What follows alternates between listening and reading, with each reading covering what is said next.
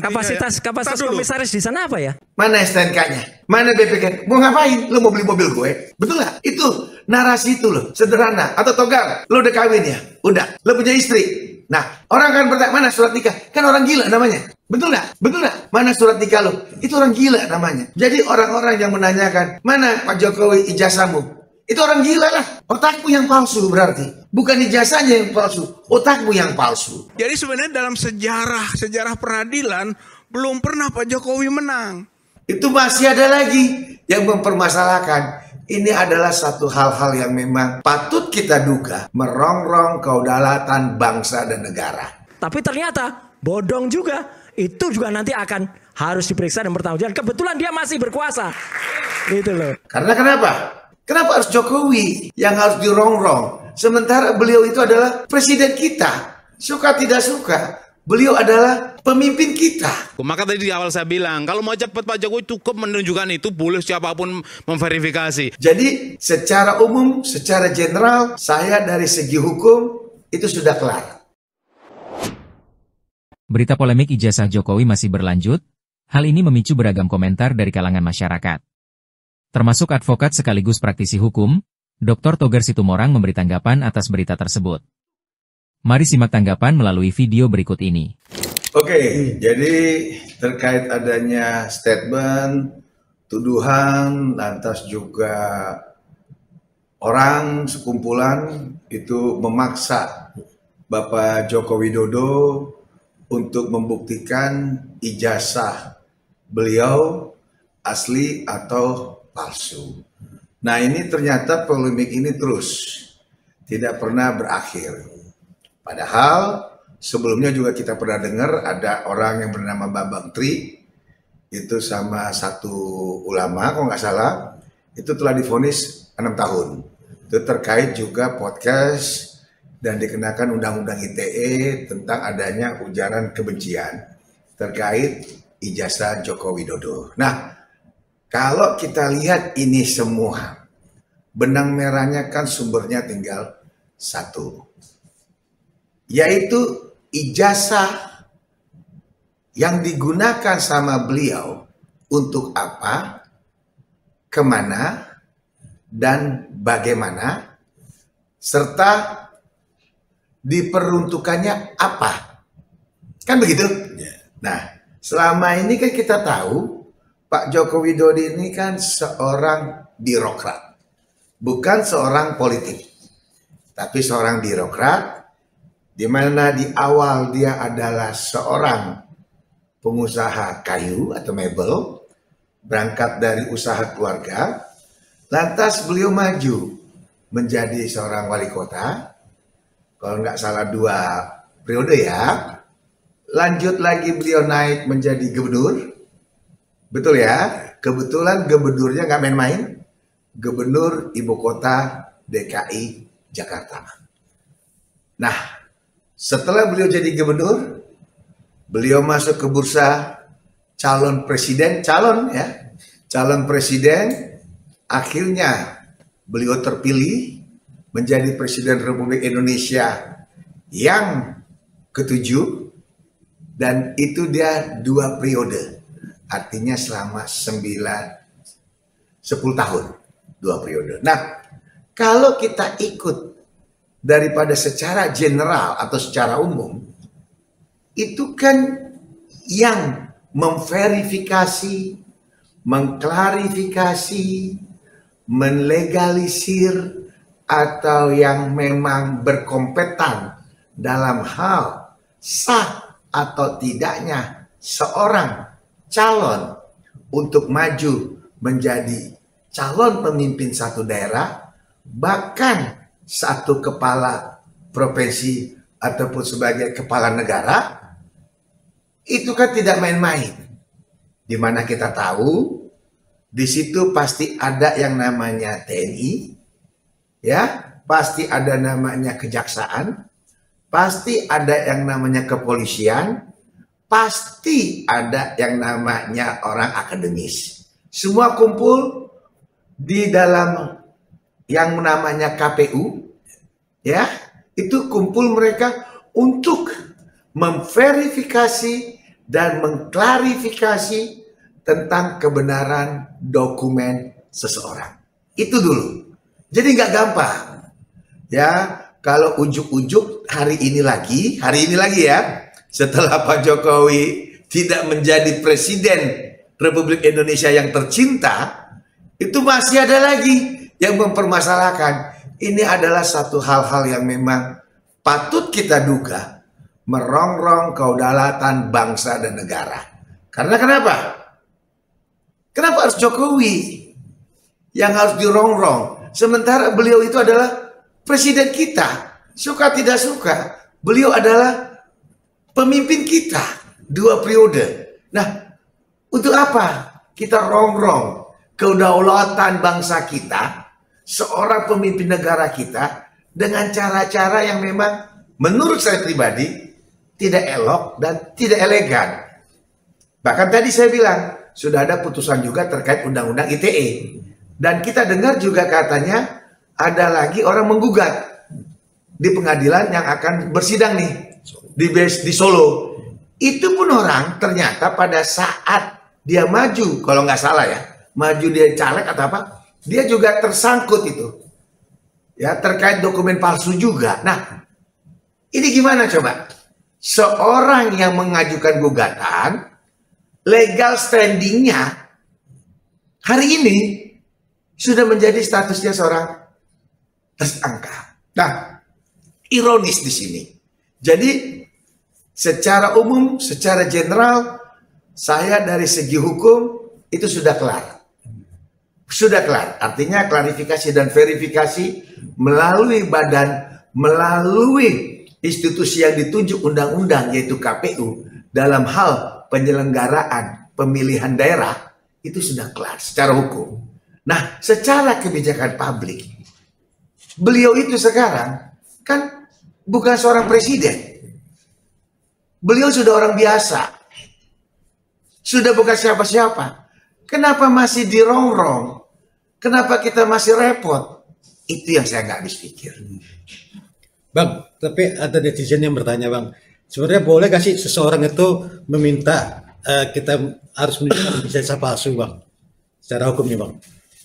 Tidak ada haknya. Tidak ada haknya.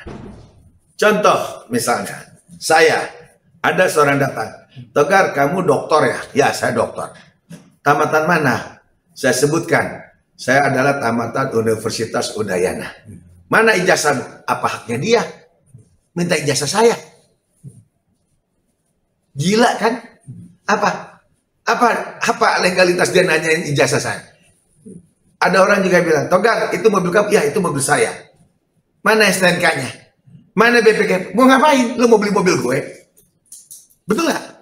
Itu narasi itu loh, sederhana. Atau Togar, lo udah kawin ya? Udah. Lo punya istri?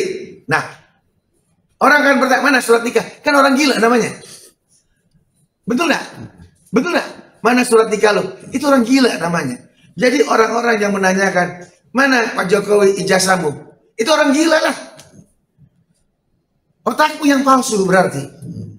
Bukan ijazahnya yang palsu, otakmu yang palsu. Jadi hal-hal kayak gini nih, yang memang tidak elok ya dipertontonkan di depan publik. Apalagi menyangkut seorang Bapak Joko Widodo. Yang seperti tadi saya bilang, untuk yang namanya election, pemilihan, dia sudah jenjangnya terlampaui jauh. Wali kota, gubernur, dan kepala pemerintahan Republik Indonesia. Berarti bisa dibilang di luar nalar gitu, Bang. Harus ada minta-minta gitu pembuktian jasa palsu gitu, Bang. Agak lain. Kayak judul film, Bang. Hah? Kayak judul film. Itu kayak judul film, agak lain tuh orang. Kalau orang Bali bilang, aing-aing. Agak lain. Gitu loh. Berarti tapi kemarin sebagai berita yang lalu dia kan ada bilang yang mendalilkan harus membuktikan, ya kan, Bang? Dia bilang waktu itu. Tapi dia salah satu anggota TPUA, tim pembela umat aktivis kalau nggak salah, dia bilang justru yang kita mintakan itu harus mendalilkan. Itu gimana Bang sebenarnya saya? Jadi ini kadang-kadang orang tidak ngerti yang namanya hukum, ya. Hukum itu harus seterang matahari, ya, harus sinarnya seterang matahari, dan hukum itu harus setajam pedang. Jadi kalau kita menuduh orang lain sesuatu yang dituduhkan, maka orang itu harus mampu membuktikan dengan bukti-bukti ataupun dalil-dalil yang memang ada di dalam aturan hukum. Kalau dia bilang ijazah itu ijazah palsu, dia harus punya pembandingnya. Bahwa dia harus punya pembanding yang dikatakan bahwa orang itu ijazahnya palsu. Itu. Jadi bukan ijazah orang lain yang digunakan sebagai pembanding. Bukan. Kalau saya bilang, mohon maaf ya, ini uang 100 palsu, maka saya harus punya uang 100 pembandingnya yang asli. Itu maksudnya. Jadi dia harus buktikan, dia pegang nggak sesuatu yang asli. Bukan yang kita tuduh yang harus membuktikan keasliannya. Ini terbalik narasinya. Yang makanya tadi saya bilang agak lain. itu orang-orang yang menyerang-nyerang Pak Jokowi itu agak lain saya lihat. Agak lain, coba perhatikan deh. Orang-orang itu agak lain. Beda dengan orang-orang yang normal ya. Yang artinya yang memang kebanyakan dan kebiasaan.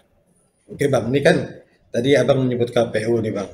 Ada juga yang netizen nih Bang, kan sebagai netizen justru ada bermuatan politis. Abang setuju nggak? Atau gimana pendapat Abang nih? Jadi sekali lagi kita bilang, negara ini adalah negara hukum. Negara ini didirikan oleh Bapak pendiri bangsa, founding father, yaitu Bapak Soekarno. Jadi negara ini bukan milik perorangan, tapi negara ini milik kita, bangsa Indonesia. Jadi kalau dibilang KPU itu, ya, tadi katakan apa? Bermuatan politis. Bermuatan politis. Kan KPU itu adalah lembaga yang memang bermuatan politis.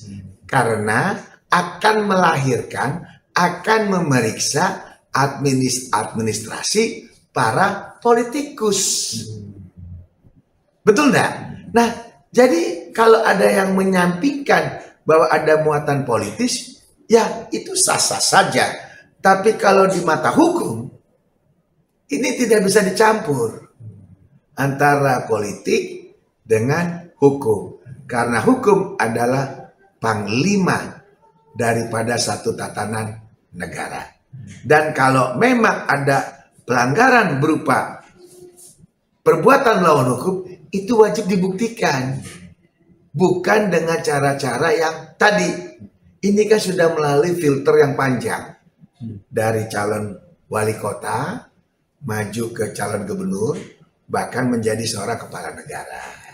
Ya seperti tadi Bang, sebenarnya ada juga bilang justru pelapor ini bernuansakan politis Bang. Jadi ada istilahnya masih sakit hati lah, pasukan sakit hati katanya Bang.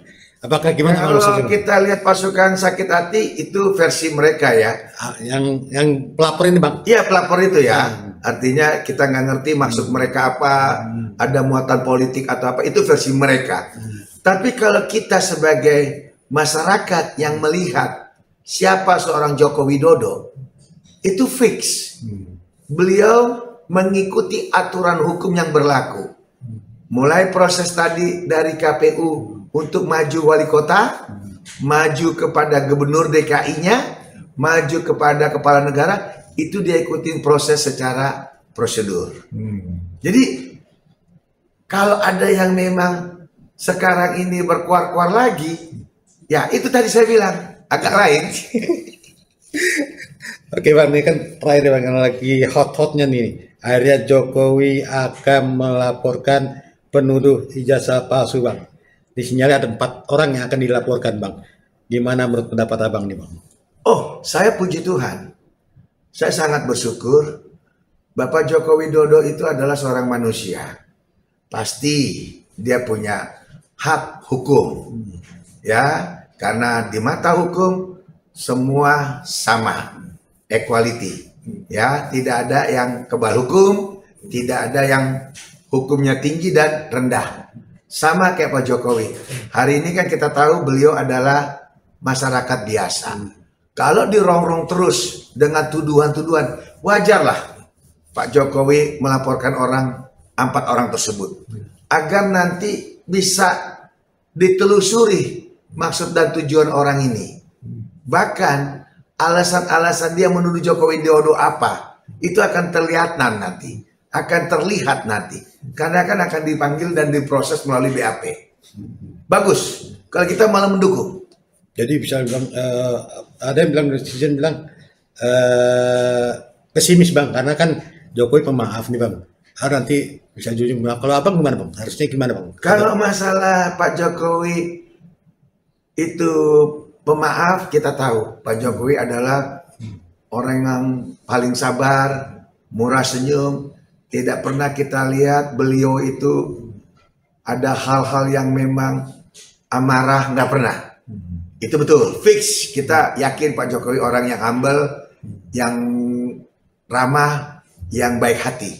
Itu dulu. Nah, tapi tadi kalau memang Pak Jokowi ingin melaporkan orang tersebut, tadi seperti saya bilang, saya bersyukur. Saya akan dukung Pak Jokowi melaporkan orang itu agar ada satu kepastian hukum. Jadi orang itu tidak lagi kewar-kewar terkait hal-hal yang memang tuduhannya itu nggak jelas. Ingat, kalau kita mendalilkan orang menggunakan ijazah palsu, kita harus ada pembandingnya. Aslinya ada di kita. Orang itu pegang yang palsu. Bukan terbalik. Orang itu yang kita mintain aslinya. Ini terbalik namanya. Itu bisa kita bilang agak lain. Ya, agak lain. Karena yang namanya kalau saya mendalilkan orang menggunakan surat palsu, berarti saya ada pembandingnya. Saya harus pegang aslinya. Saya tahu ini asli, kapan dibuat, tahun berapa dibuat, di mana dibuat, siapa yang buat, itu tahu saya. Bukan kita teriak-teriak palsu, palsu, palsu. Si A itu menggunakan ijazah palsu, tapi dia tidak tahu aslinya yang mana. Ya, kalau kita bicara ijazah, katakanlah ijazah UGM, tapi dari mahasiswa UGM, kan berbeda dong. Bukan itu jadi tolak ukurnya. Harus orang yang bersangkutan yang kita tuduh kalau dia palsu, berarti kita pegang aslinya. Sehingga dia bisa lolos menggunakan ijazah palsu karena kita pegang aslinya. Tapi kalau kita tuduh orang itu supaya orang itu mengeluarkan aslinya, ya itu tadi agak lain. Terakhir Bang, mungkin pesan untuk masyarakat nih Bang, biar sebagai pembelajaran nih Bang, hukum supaya tidak ikut-ikutan atau masa ya ada bilang dibodohi atau diduga dibodohi atau gimana Bang? Jadi saya sebagai praktisi hukum, kalau kita ingin mendalilkan seseorang adanya satu perbuatan melawan hukum, maka kita harus betul-betul yakin dalil-dalil yang memang akan kita sampaikan atau akan kita ajukan dalam suatu peristiwa hukum itu berdasarkan bukti-bukti nyata. Bukan bukti-bukti katanya atau auditio. Bukan. Jadi harus absolut. Harus terang. Harus jelas. Nggak main-main. Itu. Dan bagi orang-orang yang memang masih kowar-kowar tentang asli atau palsunya ijazah Pak Jokowi, saya hanya satu kata. Agak lain kalian.